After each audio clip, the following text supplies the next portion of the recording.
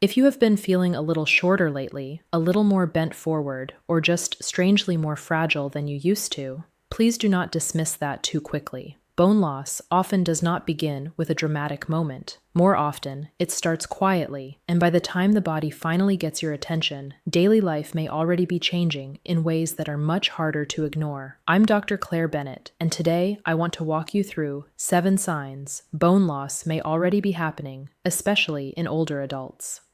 More importantly, I want to explain how these signs often show up in real life, what they're commonly mistaken for, and why so many people miss them until a small fall, a lingering pain, or a change in posture turns into something bigger than they expected. Before we go through the 7 signs, I want to start with one important idea, because it shapes everything else in this conversation.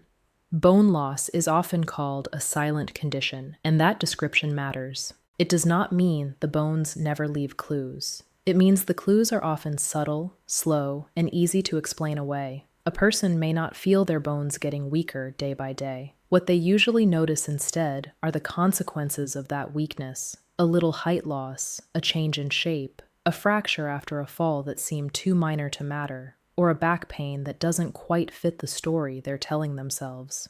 That is why this topic matters so much. We are not looking for some dramatic movie scene where the body suddenly announces that something is wrong. We are looking for quieter patterns, the kind many older adults live with for months or even years before anyone stops and asks whether the issue might not be just aging after all. And that brings us to the first sign, which is often one of the earliest clues and also one of the easiest to dismiss. The first sign is that you seem shorter than you used to be. Now, height loss may sound like a small thing, and for that reason, many people do not take it seriously at first. They notice their trousers brushing the floor a little more than before, or a shelf that used to feel perfectly level now seems slightly higher. Sometimes it is not the person themselves who notices first, but a spouse, an adult child, or even a friend who has not seen them in a while and says, half jokingly, "You look a bit smaller than you used to." Everyone laughs, and the moment passes, but that change deserves more respect than it usually gets. Some loss of height can happen with age, of course, but when the loss becomes noticeable, particularly later in life, it can be a clue that the bones in the spine are weakening. The vertebrae are meant to support the body's weight day after day, and when bone strength begins to decline, those bones can start to compress. Sometimes the change is small at first, sometimes several tiny changes add up over time. And sometimes a person loses more height than they realize because it happens so gradually that there is never one single moment that feels alarming. That slow pace is exactly what makes it easy to ignore. A woman in her 70s may tell herself she is simply shrinking because she is getting older.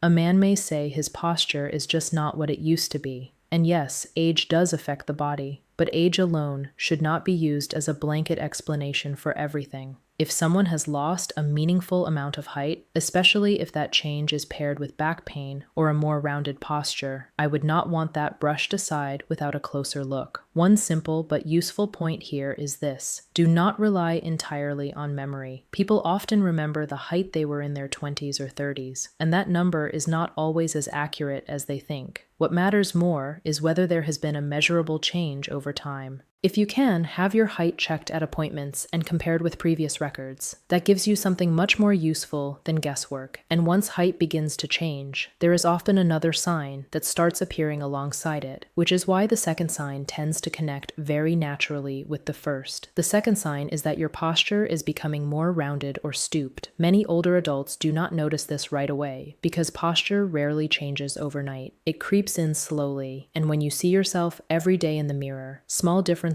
do not always stand out. Very often, it is someone else who notices first. A daughter may say, "You seem to be leaning forward more when you walk." A husband may notice that his wife's coats hang differently than they used to, or someone may look at an older family photo and feel surprised by how upright they once stood compared with now. That kind of change is worth paying attention to, not because posture changes always mean bone loss, but because bone loss can absolutely be part of the picture. There are other common reasons too, including arthritis, muscle weakness, stiffness, poor balance, and long-standing habits of how a person stands or sits. But when the upper back becomes noticeably more rounded, especially later in life, we have to think about whether the vertebrae may have weakened enough to change the shape of the spine over time. This is what makes bone loss so deceptively quiet. It does not always arrive as pain first. Sometimes it arrives as shape. The bones in the spine gradually lose some of their ability to hold the body upright the way they once did, and little by little, the person begins to bend forward more than before. That forward curve can affect more than appearance. It can change balance, breathing, walking confidence, and even how tiring everyday movement feels. I have seen older adults assume they are simply getting hunched with age, when in fact the story is more specific than that. Their body is adapting to changes in the spine that no one has properly evaluated. That is why I always encourage people not to reduce a posture change to a cosmetic issue. If the back is becoming more rounded and the head naturally falls forward more than it used to, that can be a clue that the structure underneath is changing. And as those structural changes develop, a third sign often begins to appear, although many people mistake it for something much simpler. The third sign is a new back pain, especially in the middle or lower back.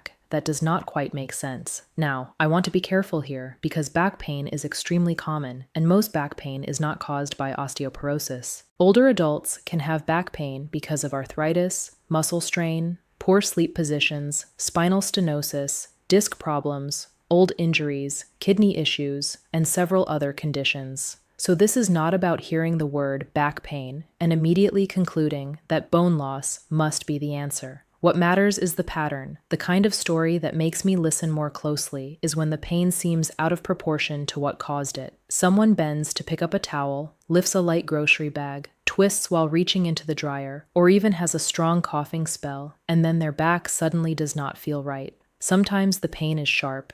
Sometimes it is dull, deep, and exhausting. Sometimes it starts quietly and becomes more noticeable over days. What many people say is not simply, "my back hurts," but something more revealing, like, "it feels as if my back is not supporting me properly," or, "I don't understand why such a small movement caused so much pain." That kind of mismatch matters. When bones in the spine are already weaker than they should be, a vertebral compression fracture can happen after a movement that would not normally injure healthy bone. And this is one of the reasons bone loss gets missed for so long. The person assumes they pulled a muscle. They stay home, move more carefully, wait for it to settle, and sometimes it does improve just enough to blur the real cause. Weeks pass, and what should have been evaluated as a possible fracture becomes that back pain I had a while ago.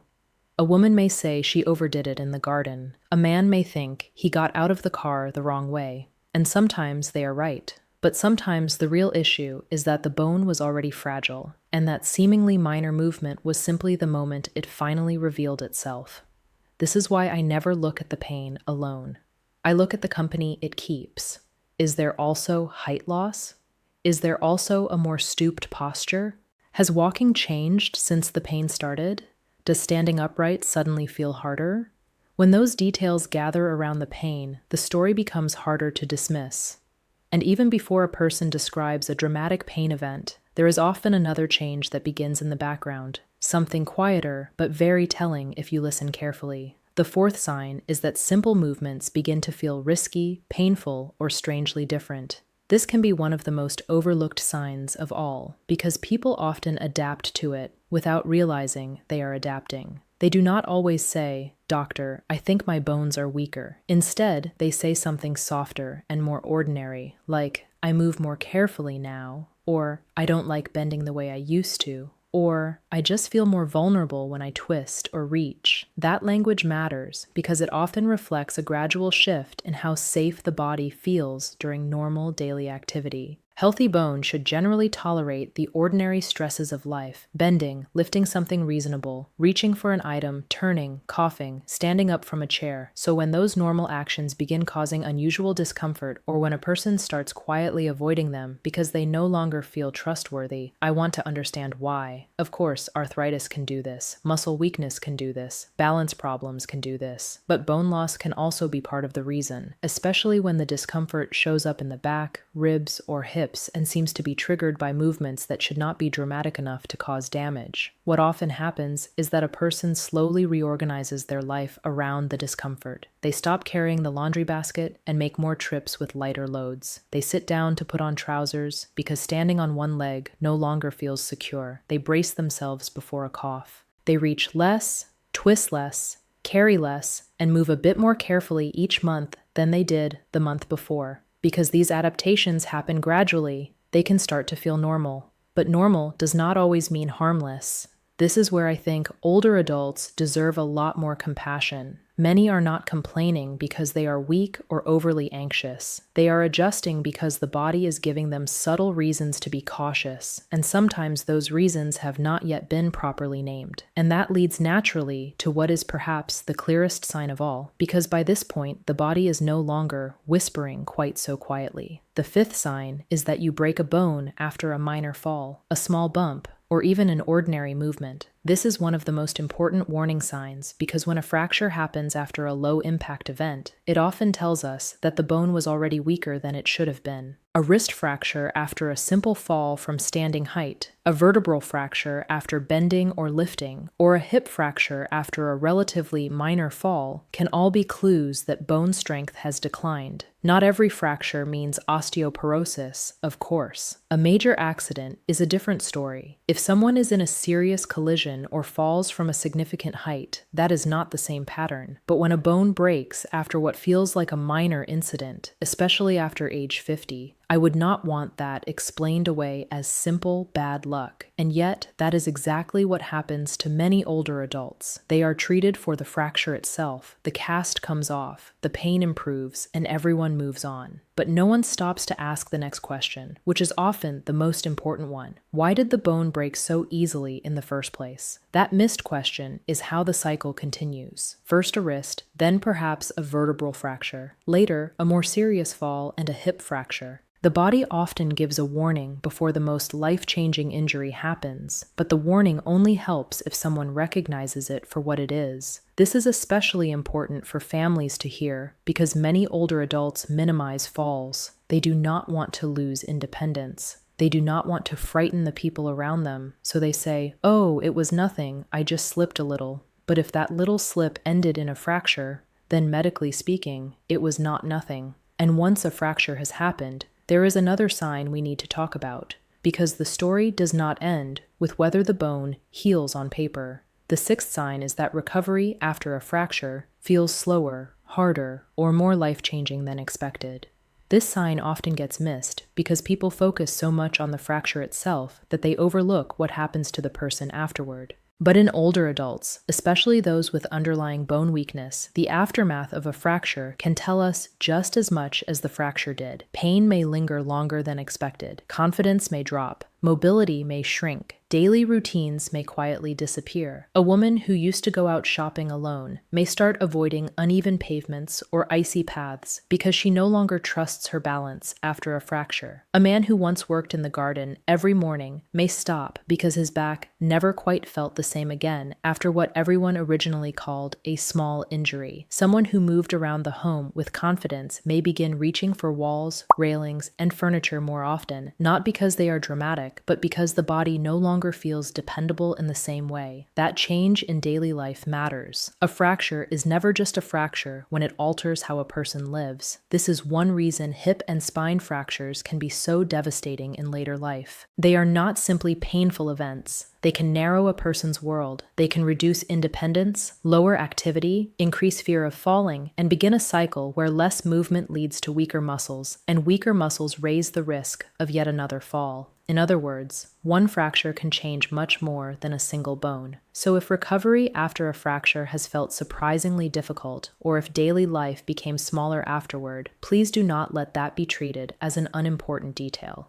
It may be one of the clearest signs that the problem underneath is not just injury, but reduced bone strength that needs attention before the next fracture happens. And by the time daily life starts changing in these ways, there is often one more clue that becomes visible, not just in the bones themselves, but in the way a person moves through the world. The seventh sign is that you're walking, balance, or confidence on your feet has changed, and you cannot fully explain why. Now, just as with back pain, I want to be careful not to oversimplify. Changes in walking and balance can happen for many reasons: arthritis, neuropathy, medication side effects, poor vision, inner ear problems, stroke, Parkinson's disease, muscle weakness, and many other issues can all affect steadiness. So this is not a one-cause sign, but it still belongs in this conversation because bone loss does not exist in isolation. If the spine is changing shape, if pain has altered posture, if a fracture has reduced confidence, or if the body has become more cautious after subtle injuries, the way a person walks will often change too.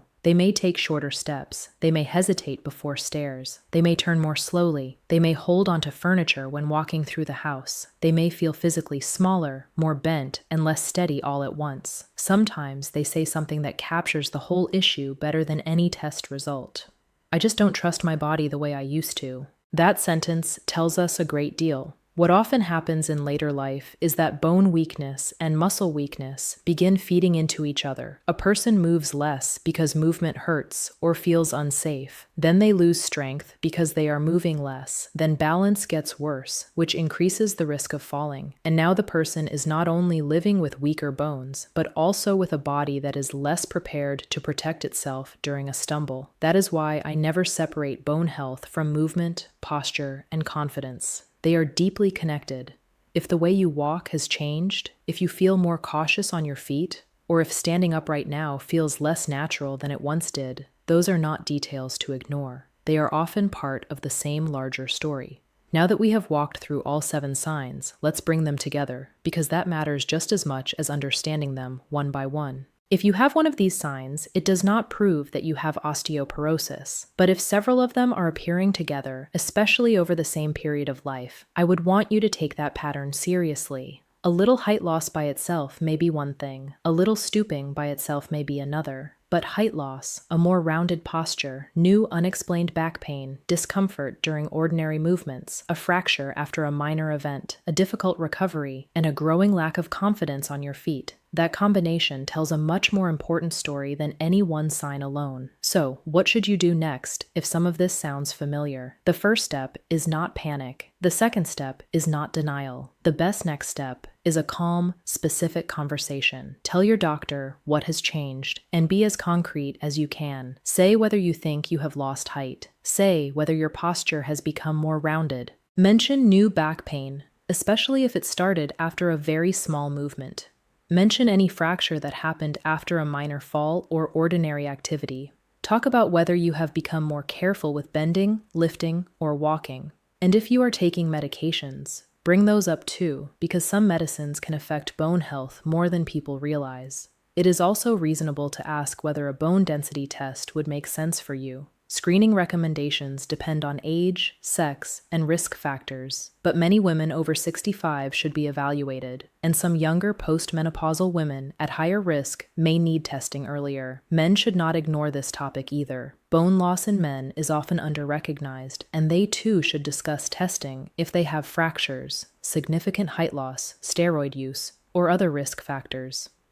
Just as importantly, remember that even when bone loss has already begun, daily habits still matter. Adequate calcium, vitamin D, and protein matter. Strength-building exercise matters. Weight-bearing movement matters. Good lighting in the home matters. Secure rugs matter. Handrails matter. Proper footwear matters. Vision checks matter. These things may sound small, but when you add them together, they help protect the very thing most older adults care about most, which is independence. There are also some situations where I would not wait. If you have sudden severe back pain after a small movement or fall, if you notice a new and obvious change in posture, if a hip injury makes it hard to stand, or if back pain is accompanied by weakness, numbness, or loss of bladder or bowel control, that needs prompt medical attention. Those are not symptoms to watch passively at home. And for those of you who know you are at higher risk but have not yet had a fracture, please do not wait for a break to prove there is a problem. Long-term steroid use, smoking, heavy alcohol use, very low body weight, poor nutrition, limited exercise, and a family history of osteoporosis can all increase risk.